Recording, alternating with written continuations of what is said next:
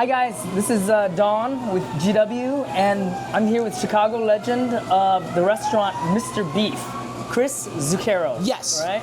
And Chris, can you introduce yourself? My name's Chris Zucchero. I'm the, I guess, now owner-operator of Mr. Beef at the moment. I've always been an operator of it, I guess, always technically been an owner. My father was the owner here from 1979, April of 79, all the way up until he unfortunately passed away 2 years ago, and March 1st of 2023. Thank you very much. And Rest in power. Oh, all right, right on. Yeah, for sure. And strangely, yeah, it's nice that we're having this here, because this was like his real office, was his legit. Yeah, his slicers. Legit. And no, yeah, and that's all I've ever done is just make Italian beef. Sometimes I drum and sometimes I box. That's it. Nice. And then sometimes, if I'm lucky enough, I get to act. Right? So yes, every once in a while. But Have you been on an episode of Mr. The Bear? Yes, I have. I've been on a couple of them. Yes. I've been very lucky. Yes. Okay. Me and another restaurant guy, we've been very lucky to be more than just restaurant dudes on there. Yeah. So me and my buddy, who we were talking about, Uncle Paulie out in LA there off of Melrose and 3rd, and he's got a couple other ones, but my man Uncle Paulie. So yeah. So how did the show come to be? Is my question. You know what? I think I've been working on this for like a very long time, and for many, many years. He had been at least talking about, one time he came into the restaurant here and he'd said to me, this was probably like early 2007, maybe 2007, 8. So we were both like 28 and 29, and he was like, you know, I'm writing something and it's going this place, and you and everybody here is going to inspire it. And I remember being like, what the fuck out of here? But no, and then many years later, what was that, 2021, right? Yeah, so 14 years later, he comes walking in the restaurant one day with a whole bunch of people, and he's like, you know, remember when I said this to you? And I was like, yeah. He's now like, I'm Hollywood. Yeah, now I'm here, and I'm doing it, and I need to do a pilot here. And I was like, yeah, all right, sure, please do, you know.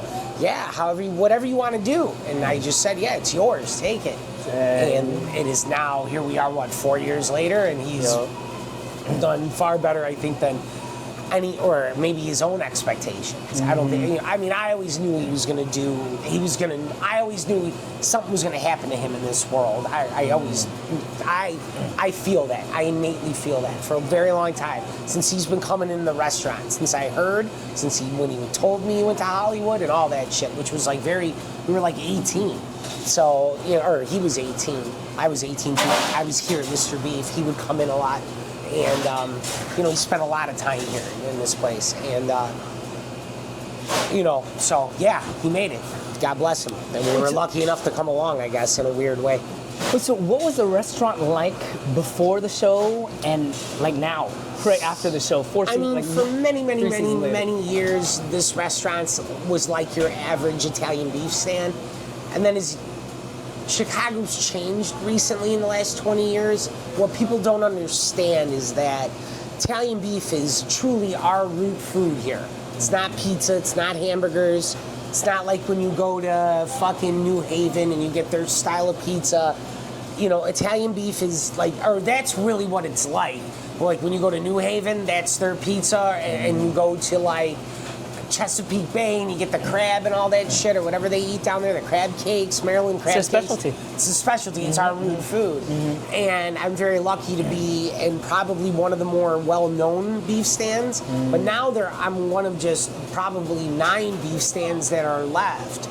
So this place was for a very long time just a normal beef stand, but we've always kind of had this weird we've always been very lucky. You know, nowadays, food and entertainment and media and all this stuff's all together. You know, I'm a media guy, I'm a food, all this weird shit. And Mr. Beef was lucky. I mean, Jay Leno came in this joint. Saw the picture. Became friends with my father, made this place what it is. Joe Mantegna's relationship with my father. You know who Joe Mantegna is? Joey Zaza. Actor, right? What? The actor? The actor, yeah, Joey Zaza from The Godfather 3. Detective God. I wish I watched Criminal Minds. I watch it, but I one day I'm going to sit down and watch it all the way through. I can't think of his name off there. One day you'll sit down and watch The Bear too. Yeah, I will. One day. Oh, one day I will. One day I'll all the way get there. through. One day I'll get there. What's your most chaotic restaurant memory? Can I be candid or? Yeah. Oh God. Be you. One night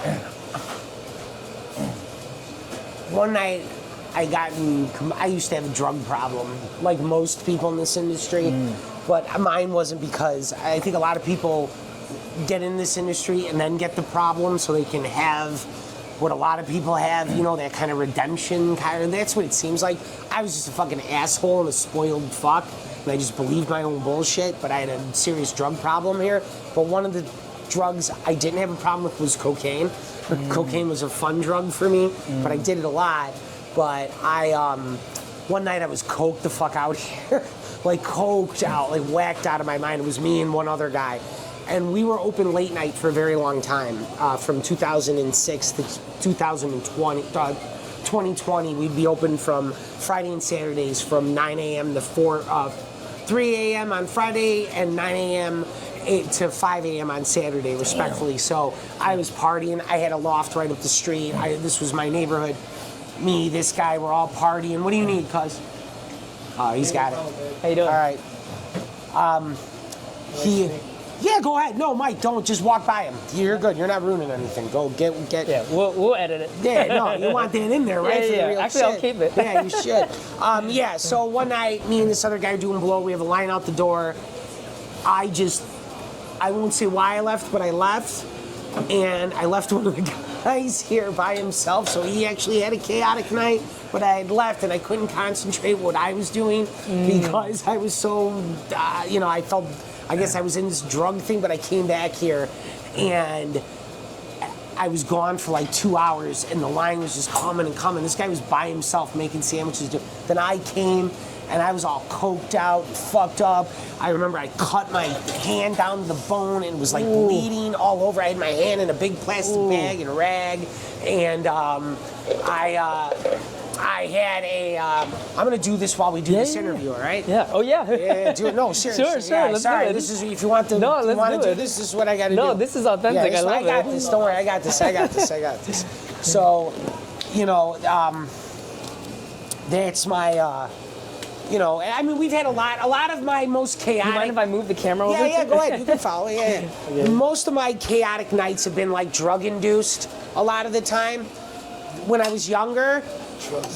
Yeah, I mean, a lot of it was that. A lot of it was a lot of bad shit, but I did enjoy.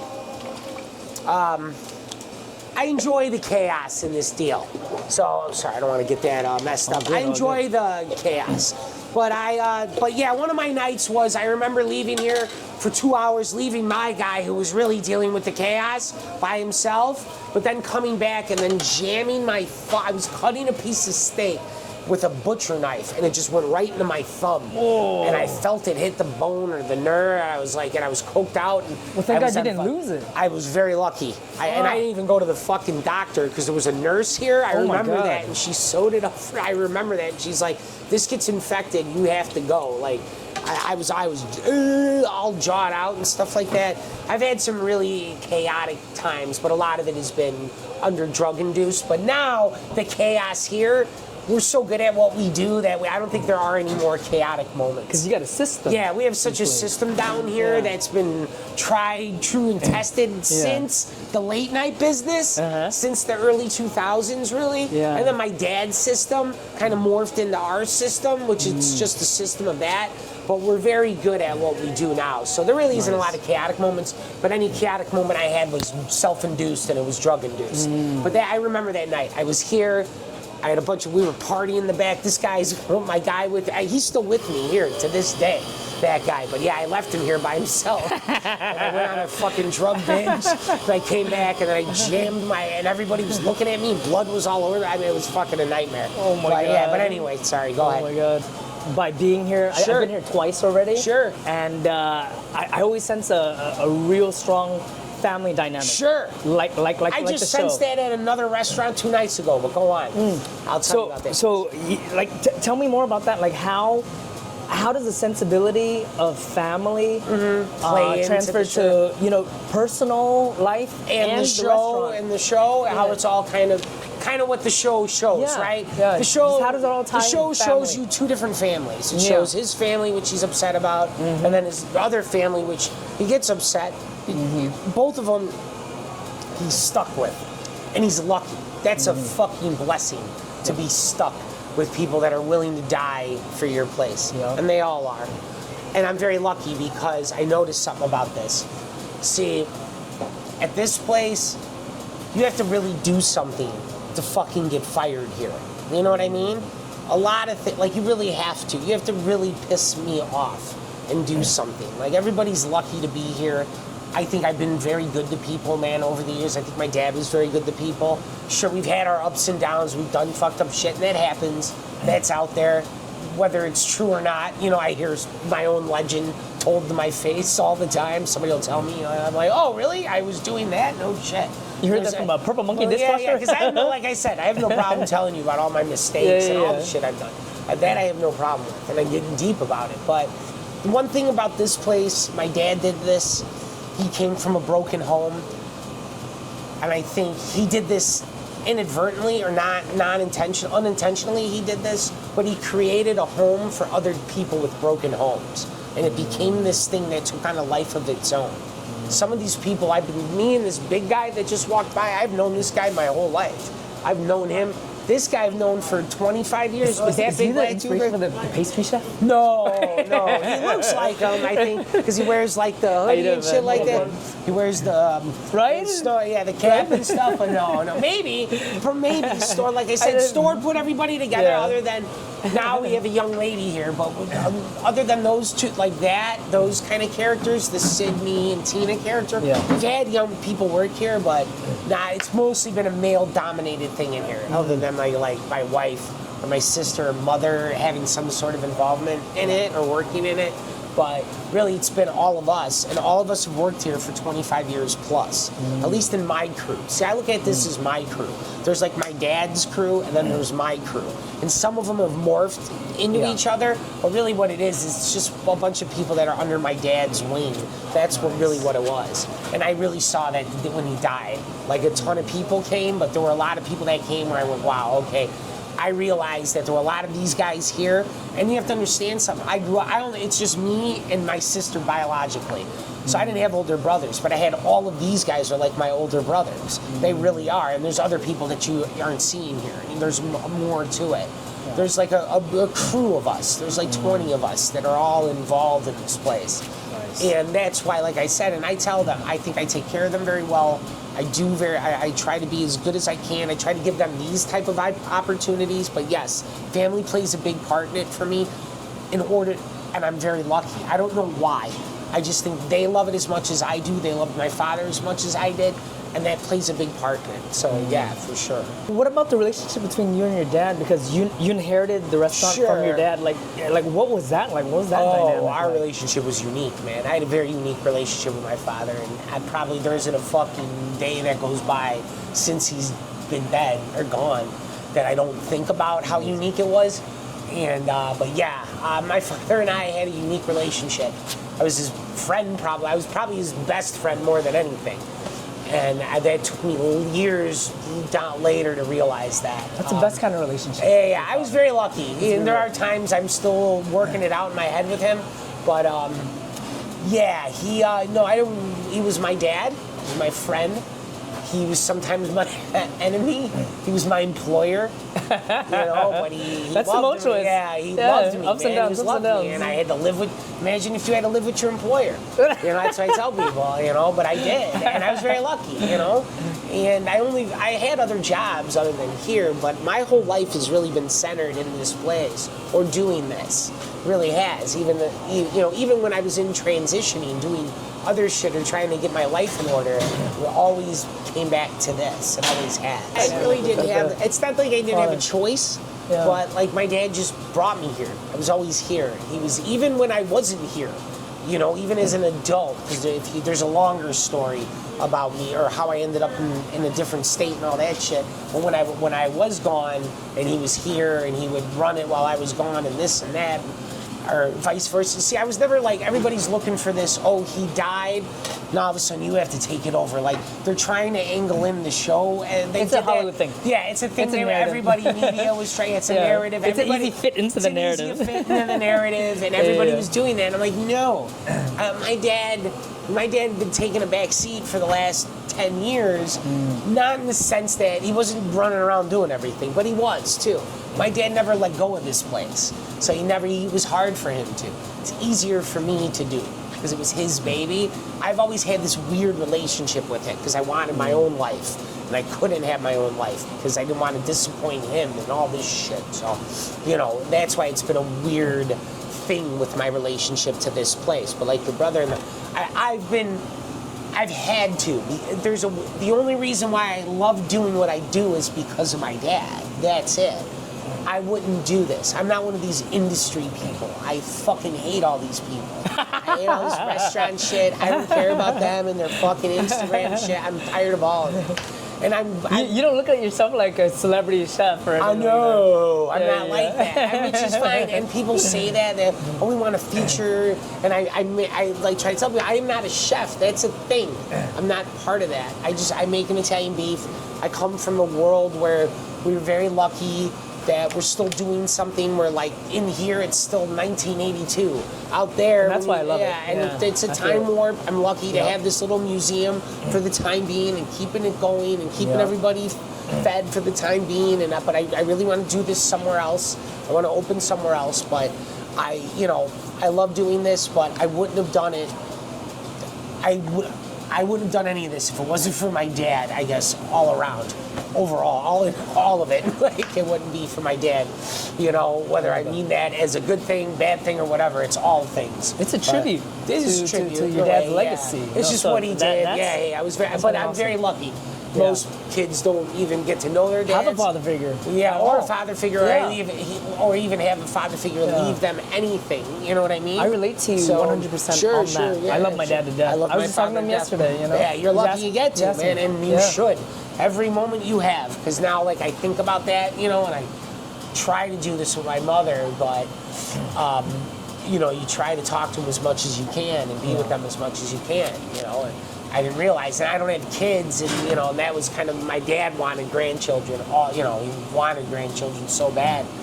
Neither one of us gave that to, you know, my father. And I guess I'll never understand. You know, me and him would fight all the way up until he died.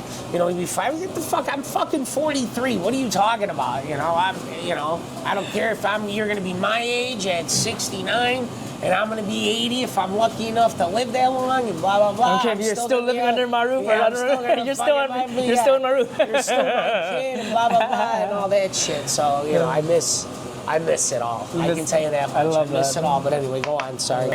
Do people treat you differently, like because of the bear and blah blah blah? Sure. Yeah. Oh yeah. How so? There's like good and bad. Some, like I said, some people are weird with me. You know, when I try to have. Sometimes it's other people around me that are weird. Like, oh, he's the bear dude. The bear, Mr. B. You know, I get that. Some people are very nice to me. You know, some people. Most of the time, a lot of it's very nice people, man. A lot of the 99.9, 100% of their fans have been fucking awesome. You know, but some people, most of the time, but it's changed everybody. Yeah, it's definitely changed my perception of people. It has. So who's real and who's not? Who's not? Who's there for certain there? things? Who's there? Blah, So blah, who's blah. here to just use it for this and that and all Yeah. that shit? I have a good barometer for that, so I just kind of. Yeah, it seems like you have a good bullshit detector. Yeah, my thing is this: like, you coming in here, whether it hits 5 people or whether it hits 500,000 people, it's just always been this. That's how Mr. Beef has survived. I don't pay for fucking advertisement or promotion. I don't have to. You open up a new restaurant, you have to. I know restaurant guys with fucking they have agents or they have PR teams and shit. The fuck out of here. Agencies. Yeah, they have marketing agencies. Yeah, they pay and too. that's $3,000 to $5,000 a month. That's what I sad. mean. That's what I mean. It sucks. So now you got some ad agency dictating how a restaurant. Get the fuck out of here, because they know what's in, or they know. Do we have a situation like that where somebody? This is the negative side of meeting people, and this is why I don't like people. Because we had somebody in here. I was nice enough to do. Not nice enough. I wasn't nice enough. They asked me if I wanted to try this. I tried it. This and that. I didn't help them. Just something happened. Well, then we kind of saw what type of person they were, and I backed off of it right away. I was like, whoa. I see what you did, sweetie. Like, I get it. Tried food? Was it food? No, it's just whatever it was. They were doing something, trying to get something off the ground. And I saw it, and I understood what I was doing, but they did something in there where I was like, I felt was like a little too fucking, whoa, like, what are you doing? Like, hold on. Here, go right? Right? Would you say yes or no? Smile for the camera. That's Big Dick Mike. That's a real smile. Yeah, that's a real smile. So yeah, it was just a weird thing, and I was trying to be nice, and then I saw something. I was like, and then they did something after I backed off. Didn't back off to see what they would do, but I saw what they did immediately, and I was like, oh, I see what type of person you are. And it's nothing against them. Hey, you took your shot. God bless you. Yeah. But I just see it, and that's what I mean. And I don't. Everybody uses this place now as a thing, and they expect it. They go like, "Oh, you're getting this. Why can't I?" Yeah. And a lot of people are doing. There's a lot of people talking in front of. I don't go like this. Hey, Chicago, what's up? This is Mr. B. Blah, blah. I don't do that shit. Like, there's a lot of, but you have. But I understand that a lot of restaurants have to. They have no other choice because it's all of this. It's all this PR marketing shit and like who's hot, who's not, who's doing. Like, get the fuck out of here, dude. So I'm on a different end of the restaurant industry, and I don't care anymore about it. Like, I just don't care. I see what it is. That's why you have a lot of mediocre food and a lot of like. You see a lot of publicity, but it's a lot of drummed up publicity, you know? People are, turning around, hey, fuck them. It's because of the show. Yeah, it's because of the show. The show was a hit. The place inspired the show. But So one of the main mantra that sticks out to me with the show is every second counts. There's a billboard up there. Yeah, that's like every second Chris Storm, Maddie Matheson, that's all their kind of talk. So every second counts. What does that mean to you? It means fucking what my dad would say about everything. This place is a nickel and dime joint, or son, in order for this place to, for it to function, for it to keep going, you need to eat, sleep, shit, and fuck these places before anything else for it to work. So I think that's what every second counts. Everything matters. It all matters. You have to do it. You gotta show up. It all counts. Especially if you're providing a service for somebody. It all counts. You can't go in there. It can't be personality above actual production. It's gotta be in the end, you gotta be fucking executing those sandwiches, and making sure. Whether it's here, whether it's some high line, look at me, I'm James Beard, Jean Van Chet, whatever the fuck all that shit is. All that, whether it's Highline, look at me, I'm the restaurateur and all that kind of stuff, whether you're doing that shit or whether you're working at fucking McDonald's. That's how it used to be. You don't see it anymore. That's why people should be excelling, or at least I wish you would see more people being successful at it, because there's such room for it. There's such space to take advantage of. There's a ton of mediocre shit out there.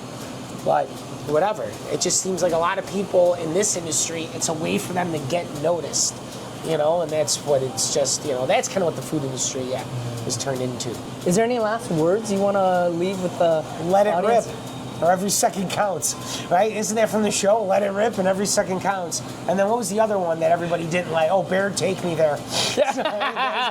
Everybody was upset. I'm not a fan of that line too no, much. a lot of people, people say that to me up here. They'll be like, I didn't really like that. And I was like, well, I didn't fucking write it, so I don't know what to tell you. Fuck you, Don.